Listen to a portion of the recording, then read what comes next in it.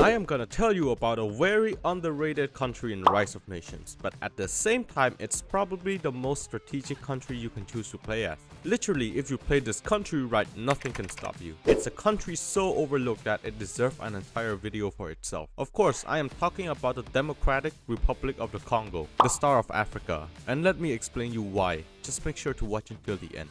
Starting right off the bat, you are a tier 4 nation situated in the middle of mainland Africa, which gives you the perk of expanding into whatever direction you wish to. Yes, other stronger African nations exist as well. Egypt is way up north, making their expansion into the south extremely time consuming. South Africa is way down south, making their expansion into the north just as time consuming. Technically, the only real threat that you have is Nigeria, which will not dare to touch you early game because your country's terrain is literally Vietnam multiplied by another Vietnam. With the 100,000 home guard you start off with, you are blessed with the fact that you can start bullying your little neighbors right away. For example, the Republic of Congo. Dude, imagine not being democratic. Anyways, you can build civilian factories immediately. You won't have that much resources, but your neighbors do. So you can start to... Then you can start selling those resources for profit to fund your local African rebel group. And please feel free to repeat this process. Oh yeah, you should also train your troops to be jungle specialized. You'll thank me later for this. After that, just enjoy bullying all of your neighbors. Just keep on enjoying life until you see this pop up on your screen.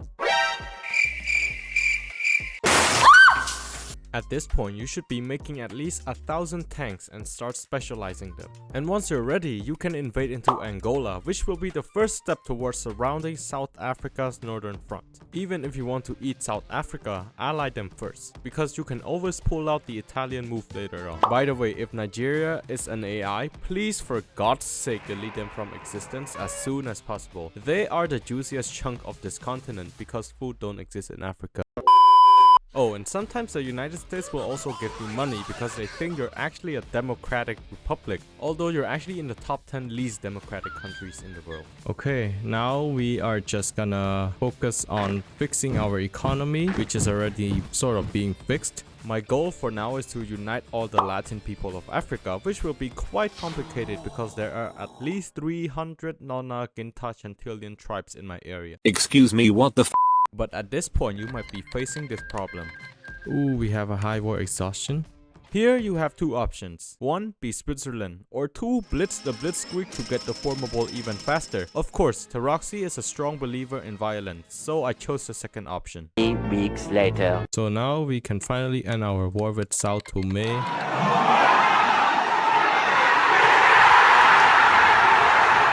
This brings us to our ranking in top 6, just behind Germany and India. After hearing on the news how unstable sub-Saharan Africa is, I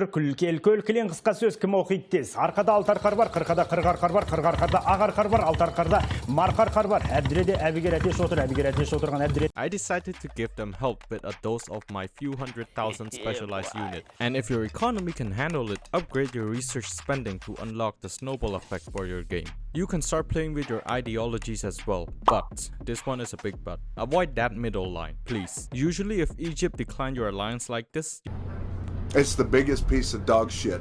You have something to worry about. But in this case, they have chosen death. But anyways, I switched sides so professionally that the Italians are even impressed. Mario, what the f are you doing? And I started using some funny looking green thing from the sky to drop loads on their tank. The next morning. And we will march into Ethiopia, not like how the Italians did it. We'll do it differently. You know, at this point, I feel like the title of this video should be Roasting Italian History for 8 minutes straight. And while doing my usual business of selling useless stuff to AIs, I saw this.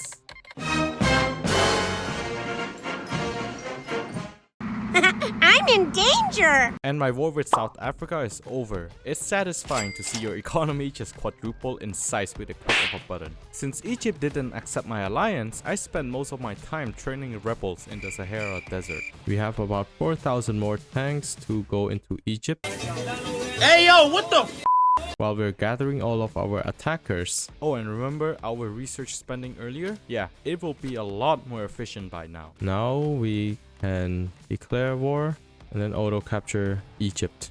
all of our stuff, we will make them go bomb the Egyptian troops. And down to the south, we have no more jobs beside deleting the remaining countries from the world. Dude, you know, I actually respect Egypt for not putting his troops in his capital city, but pulling all of them to protect Mecca. But sadly, my air fleet was there for a reason, and the Egyptian troops learned about the reason the hard way. Beside that, I just make sure that there are no more pirates left to ensure a safe global shipping network. Okay, this is sad to say, but 20,000 Niger troop fighting against 3.6 thousand tanks, arid specialized. I'm sorry, Niger, but you have to go. At this point, my job is to just literally collect money from the nations I bullied. My economy just started to explode like Hiroshima and Nagasaki. Anyways, Egypt lost the war and I got a chance to steal some more money. And I also decided to go war with Pakistan because apparently people over there are a bit more determined than anyone else to sacrifice their life for their country. I love Pakistan! I will sacrifice my life for Pakistan! I love Pakistan! Apparently they do. They are so determined that their entire troops abandoned their own capital city to fight for a small village in southern Pakistan. This is Pakistan! Wow, this is so motivating. And then all I have to do was delete all of these mess in Western Africa one by one. And it's like trying to build up a full Lego from all the broken pieces. It's a pain in the ass. Now that's a lot of damage! A few minutes later, I was called into a war against my own ally, Italy, and I was thinking, holy shit, why am I pulling the Italian move on Italy themselves? But anyways, it was satisfying to see Africa finally colonizing a European power. Ladies and gentlemen, karma is real. With the help of my old friend the Germans, the invasion was a piece of cake. And it was funny thinking how the Latin states of Africa was invading into Rome itself. And since I have multiple fronts in Europe, the invasion took only a short period of time. Heck, even shorter than the Germans going around the Maginot Line in 1944. And if you guys enjoyed the video, please hit that subscribe button and help me reach 40,000 subscribers by the end of this year on this channel. And smash that like button also because the YouTube algorithm really likes it. I really hope you guys enjoyed the video today and that you've learned a lot of amazing techniques and skill to use while playing as the Democratic Republic of the Congo. As always, if you have any questions, feel free to drop it in the comment section down below, or you can text me directly in Discord or drop it in our Discord server. Also, if you happen to have Instagram and want to follow my account, I will leave a link in the description down below, or you can just click on my channel banner somewhere up there. So yeah, feel free to follow, feel free to like, feel free to subscribe. Thank you very much. Thank you all for watching. See you in the next video.